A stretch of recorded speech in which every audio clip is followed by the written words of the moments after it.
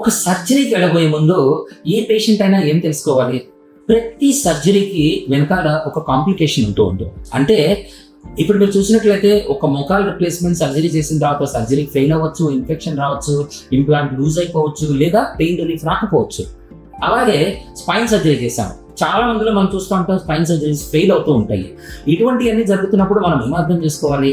మన శరీరంలో ఏవైతే పార్ట్స్ ఉన్నాయో వీటిని వీలైనంత వరకు మనం కాపాడుకోవడానికి ప్రయత్నం చేయొచ్చు. ఆధునిక వైద్య విధానాల్లో ఎన్నో అడ్వాన్స్డ్ ట్రీట్మెంట్స్ ఉన్నాయి.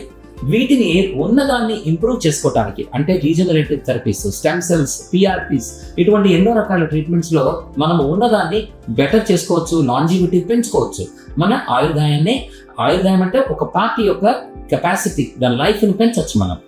అదే పద్ధతిలో మీరు రెండో వైపు చూసినట్లయితే స్పైన్, డిస్క్లు అరిగిపోవటం ఏదైతే ఉందో వాటిని మెయింటైన్ చేసుకోవడానికి చాలా రకాల ట్రీట్మెంట్స్ కూడా ఉన్నాయి.